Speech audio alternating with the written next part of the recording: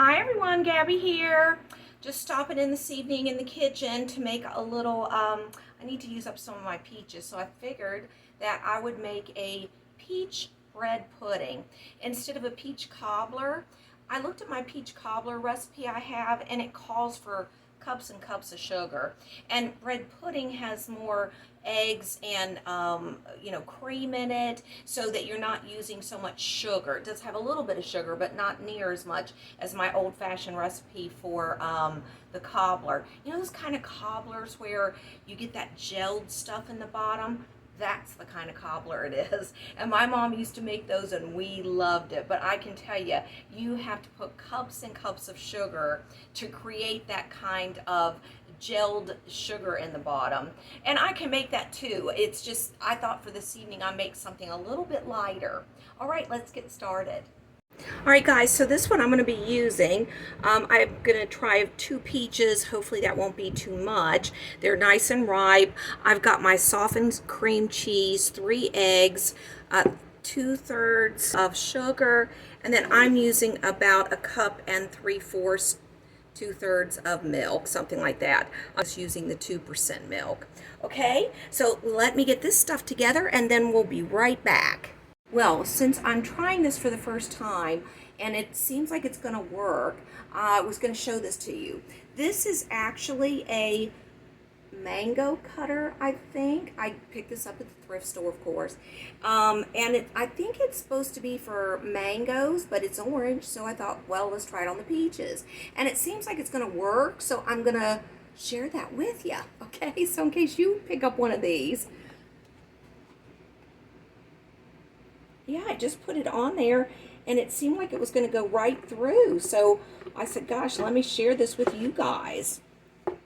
Okay, let's see what happens. Wow, look at that, guys.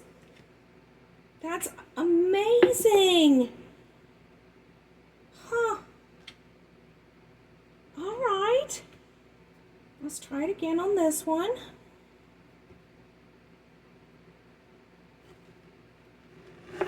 Wow, that's truly a great idea, guys. Oh my goodness, I love that. Look at that. All right, I'm gonna get these cut up and I'll salvage whatever I can around these edges. I'll be right back. Okay, of course I have my sourdough bread here. I always try to get that on the little markdown bread rack over there, so I was lucky enough to get one of those. And I've cut up almost all of it, but I think this is going to be enough. I'm going to make a small one and then this bigger size one here. So let's get started mixing it up.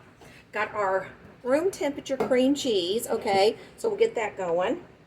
And then I'll put in the sugar and cream that together.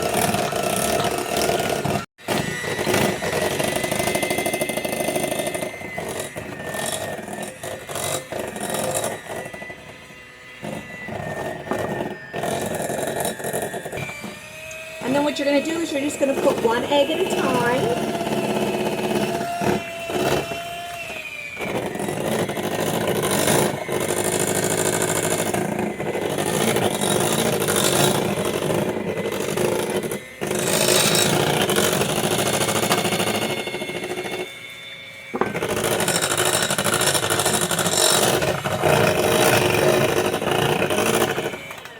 Let me scrape down this bowl a little bit.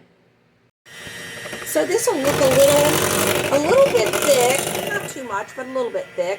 And then you want to slowly add in your milk, and that's going to make it get, and I'm using 2% because that's what I have, but you could certainly use cream or whatever you prefer if you want it a little bit richer. This is perfectly fine for us.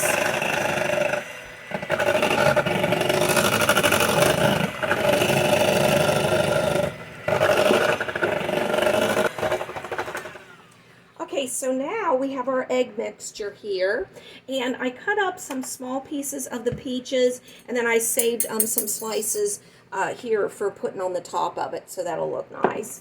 Okay, so now we can pour this over that, or we can add the bread to this. I think I'm just going to add the bread to this and let it soak in. And then I can just put it back into the bowls. Just stir that around. Get it all nice incorporated, because we're going to let this sit on the stove covered with tin foil for about, I don't know, 45 minutes or so, just to absorb up some of the goodness. Some people like to set this overnight and bake it the next morning as like a breakfast dish, like French toast or something. But anyways, I'm not going to do that. I'm just going to let it sit. I'm going to dump all these in here. And I'm just going to let it sit in the bowl. Okay. Doesn't that look good? All right, so I'm just going to let this sit here in the bowl. I'm going to cover it and let it just soak in all the egg mixture. Then I'll put it in the bowls and we'll get it baking. But I'll be right back when it's ready to go in the oven.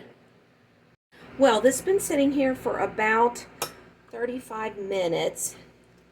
So you can see it's absorbing all of that goodness.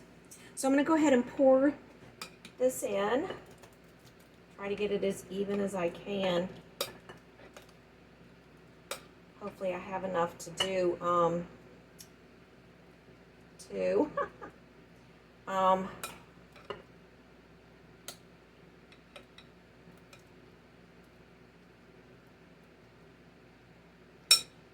might have to put a little bit more bread. I cut up another slice of bread to just add in to this little mixture here, and I'm going to let it sit for a few more minutes before I put it in this one. So we're just going to sprinkle a little bit of cinnamon on the top of this. Okay. And then I'll just lay these slices of peaches around, and of course they'll bake in as they go along.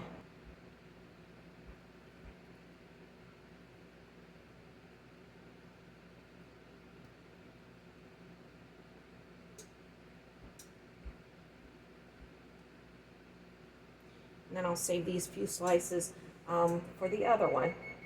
There's the oven, 375.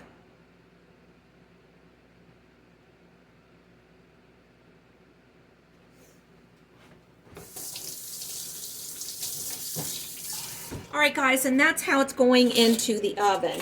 Covered like this, and as soon as this other one soaks in a little bit, I'll get the other one over here done. And we'll be back to give it a taste when it's out of the oven. All right, guys, it's out of the oven. Well, guys, we're just going to give this a taste. It smells and looks delicious. Oh, my goodness. Soft and moist. It's still hot, though. All those little bits of peaches through it. It's just wonderful.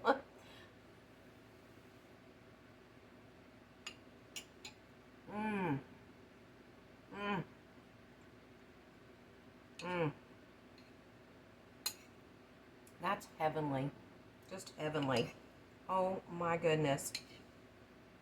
You know what would be really good? A little scoop of vanilla ice cream with this. Oh my goodness. So delicious. So if you have some extra peaches lying around, I highly recommend that you try this bread pudding. It is delicious. Just, you can eat it for breakfast. You can eat it with your eggs in the morning like a French toast. So, this is Gabby. I'll be back again later, and I hope you will be too. Bye!